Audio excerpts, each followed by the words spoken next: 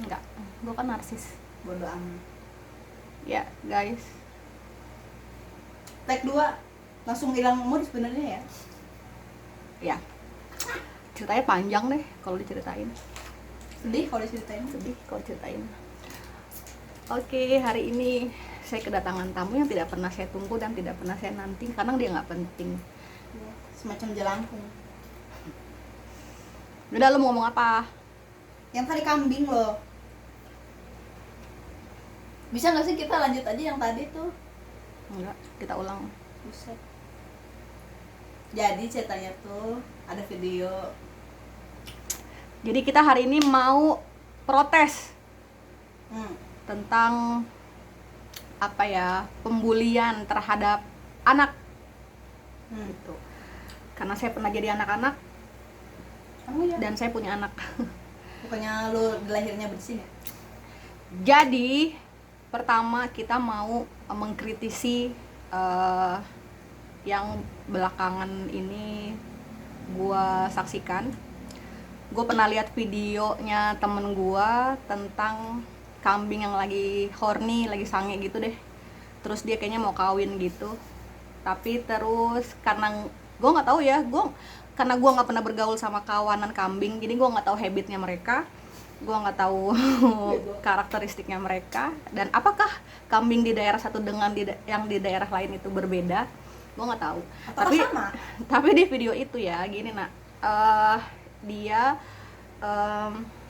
dia melampiaskan hasratnya itu ke anak kecil cowok usia kelas 1 atau kelas 2 SD, laki-laki, dan itu melakukan gerakan yang erotis, maju mundur cantik di belakangnya anak kecil itu. Dan itu direkam sama orang dewasa sambil ketawa. Dan video itu akhirnya menjadi konsumsi publik. Terus salah satunya temen gue yang ada di WhatsApp itu, dia bikin status sambil cekikikan gitu. Sedangkan gue ngeliat moral bangsa ini ya. Iya, di omongan lu berat bro. Jadi maksud gue, kita tuh apa ya, apakah kita sekawanan masyarakat yang sakit jiwa? Mengapa kita? Karena kita sanggup menikmati lelucon di atas penderitaan atau karena itu horor banget buat si anak itu, horor banget, dia takut banget, entah dia scary sama itu kambing, pastilah ya. Terus kedua, gue rasa sih mungkin dia nggak paham apa yang dimaksud sama si kambing itu. Tetapi apa ya, kita tuh yang dewasa karena kita paham si kambing itu lagi kenapa, kita bukannya menyelamatkan itu anak, malah direkam, dijadikan konten, dan kita cekikikan. Oh my god. Gue boleh ngasih sudut pandang dari sudut hipnoterapi gak? Boleh. Jadi gini, banyak klien gue tuh yang mereka tuh punya trauma di masa kecil.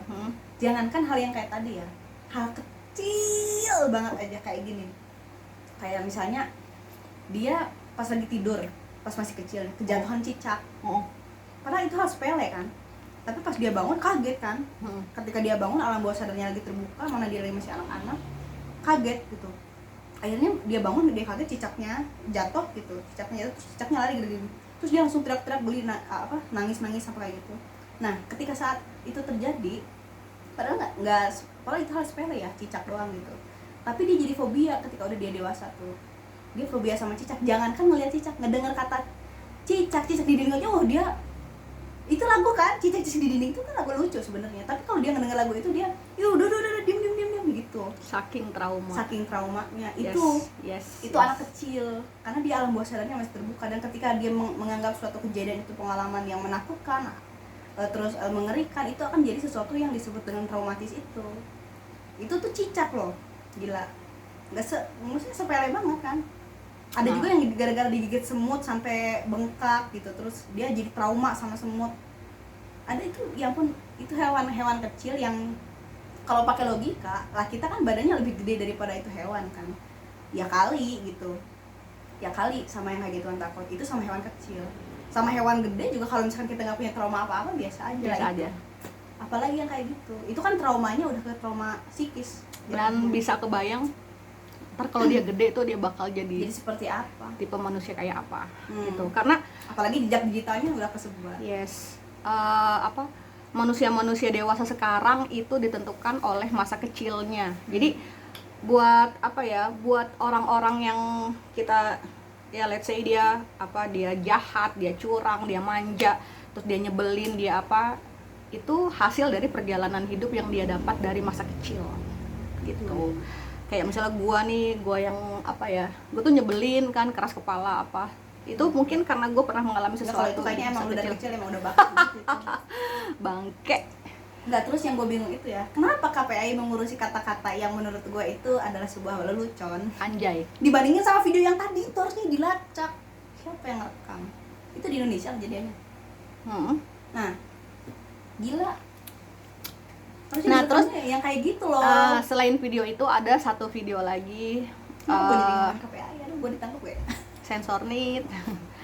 Nah, itu ada satu video lagi yang lo nggak lo yang anak kecil 4 tahunan gitu deh, dikasih anggur merah. Nggak tahu. Kayak lagu dangdut ya. Padahal gue bukan penggemar lagu dangdut ya, ketahuan deh. Bahwa gue sebenarnya diam-diam mengamati lagu dangdut. Jadi dia dikasih minum dong, dan dia oleng, dia itu dikasih minumnya tuh sama yang gede-gedenya gitu. Bukan sama anak-anak lagi. Bukan.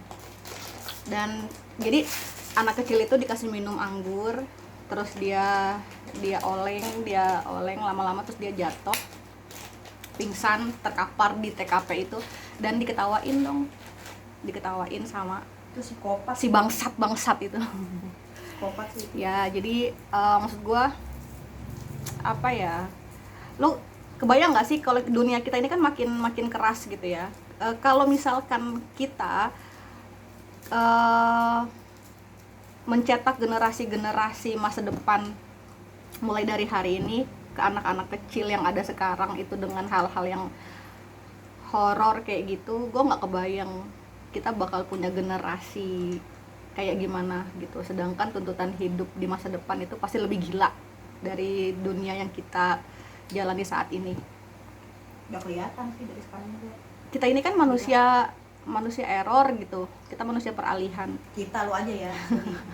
Lu juga. Mohon maaf. Nah, terus kebayang nggak gitu loh tuntutan dunia di masa depan, dan lo menyumbangkan keeroran di generasi, mewariskan keeroran kita ke generasi. Kita tuh generasi yang udah error gitu loh.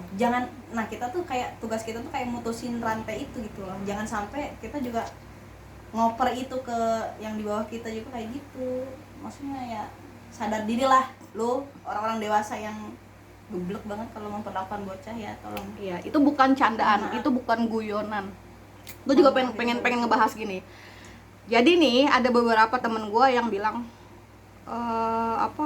jadi orang tuh jangan baperan. Terus misalnya ada kita tuh mengapresiasi masalah seseorang. Ya elah, cuma masalah kayak gitu aja. Ya elah, cuma hal kecil kayak gitu aja. Buat lo itu kecil, belum tentu buat orang lain. Setiap orang itu punya standar masalahnya masing-masing gitu. Kayak gue pernah ngalamin di titik kesombongan itu ya. Maksudnya gue kan tidak pernah mengalami yang namanya asmara. Bukan asrama. Iya, apapun itu, gue nggak pernah ngalamin namanya asmara. Jadi zaman sekolah gue tuh selalu menjudge teman-teman gue yang cewek nangis gitu. Alay banget sih lu, cuma masalah baper gitu, lebay apa segala macem. Hey, ternyata gue salah gitu. Kenapa? Buat nanti lo masalah psikologisnya. Cuma dari yang gue pelajari saat ini, kita nggak bisa menjudge apa yang dialami oleh orang-orang itu, masalah orang itu kecil gitu. Ntar kalau lu punya masalah, misalnya gue akan baper masalah anak gitu. Terus untuk orang yang tidak punya masalah dengan anaknya, emang gue mau dibilang lebay lu kak, cuma kayak gitu doang masalah anak lu gitu. Kayak gitu. Jadi ternyata untuk beberapa orang masalah asmara itu sangat utama, berat. bahkan bisa ada yang gantung diri. Kalau gue ngebantai mereka dengan lebay lu, yang ada gue menjadi salah satu fasilitator dia untuk ya udah gue makin yakin kalau gue harus bunuh diri. Nah, itu yang terjadi sih sampai sekarang. Coba lu jelasin dari kejiwaan tuh gimana. ya berkaca dari pengalaman teman-teman gue, orang-orang sekitar gue, bahkan klien-klien gue juga ya. Jadi ada loh yang dia itu gini loh, kenapa ya mereka tuh kayak stuck sama yang namanya asmara menurut gue ya, karena mereka tuh udah kayak narok semuanya di orang lain gitu loh. Apapun yang mereka punya, kayak kepercayaan mereka, kepercayaan diri mereka itu tergantung sama pasangannya. Terus apa namanya, harga diri mereka tuh tergantung pasangannya menghargainya seperti apa. Ada yang benar-benar sampai naruh kayak gitu, dan ketika mereka putus dia depresi karena merasa kehilangan inti dirinya, karena dia udah titipin itu inti diri di pasangannya dia yang dia kira akan selamanya kayak gitu. Lu ngejek tuh, lu ngejek Kok ngejek? selamanya gitu kan. Saat itu Oke. ketika belum putus, mereka mengira di alam bawah sadar, bukan alam bawah sadar, cara berpikir mereka tuh mereka bakal bilang, kenapa sampai ada yang mengira gitu. Gue nggak bilang cewek atau cowok ya, cewek cowok sama aja sebenarnya. Ketika mereka punya relationship, ketika mereka lagi happy, mereka menjanjikan sesuatu, ngerti gak? Mereka menjanjikan sesuatu seolah-olah mereka bakalan terus ada di samping elu, di belakang elu, buat support elu dan sebagainya. Padahal kan hidup itu nggak kayak gitu loh. Makanya buat teman-teman yang lagi punya pasangan atau ngejalanin relationship, somehow cobalah untuk nggak kehilangan diri kalian. Karena kalau sampai kayak gitu, nanti kalian tuh jadi salahnya itu, mereka tuh ketika punya relationship, mereka tuh bener-bener ngegeser seluruh hidupnya tuh ya ke pasangannya dia, ke pasangannya mereka gitu. Padahal mereka juga harus punya space untuk diri sendiri. Karena ketika kita kan nggak pernah tahu pasangan orang itu akan selamanya atau enggak gitu. Kalaupun harus selamanya, mungkin terpisah sama umur, nggak ada yang tahu kan. Jadi harus, kalau relationship itu menurut gue harus kayak setengah lingkaran sama setengah lingkaran, nggak boleh satu lingkaran di dalam lingkaran yang lain gitu. Karena kalau misalkan setengah lingkaran nih, dia masih punya setengah. Kalau satu lingkaran dalam lingkaran yang lain, yang luar hilang, yang dalamnya berantakan. Terus kalau misalkan yang dalamnya hilang, yang luarnya bakalan cheat dan sebagainya, kayak gitu menurut gue sih prinsipnya. Makanya sampai orang, menurut gue tuh ya, mereka yang putus sampai depresi, sampai kehilangan harga diri, sampai tersakiti, maksudnya harga diri dalam segi emosional maksud gue ya, bukan dalam segi yang lain, sampai rela ngorbanin harta gitu, nyawa, pikiran, waktu dan sebagainya, itu ya gara-gara itu gitu. Gara-gara mereka tuh terlalu narok inti diri mereka di orang lain. Padahal inti diri mereka itu dikasih sama Tuhan tuh ya buat elu gitu loh, bukan buat orang. Ngejalanin relationship-nya itu ya tergantung elunya gitu loh. Jadi ya buat orang-orang sekitarnya orang yang depresi itu, kalau nggak bisa ngebantu, kasih dia space aja, dengerin aja curhatnya. Kalau misalkan oh gitu ya ya udah, jangan pernah ngebandingin ya. Nah ini selalu ada yang namanya toxic positivity. Toxic positivity itu gimana gini, gimana ya cowok gua tuh gini. Nah lu apalagi cowok gua tuh gini. Itu malah ngebandingin bro. Maksudnya jangan sampai ketika orang lagi curhat terus lu malah ngebandingin sama hidup lu gitu loh. Kalau lagi curhat, oh gitu ya, oh ya udah gini, oh gitu ya. Kalau nggak bisa ngasih solusi, dengerin aja. Jadi gitu. Ya itu tadi masalah nggak usah ngebanding-bandingin, karena setiap orang punya cerita sendiri, punya karakter sendiri, background sendiri, dan medannya sendiri. Jadi lo nggak usah, elah cuma kayak gitu doang. Gua nih gitu.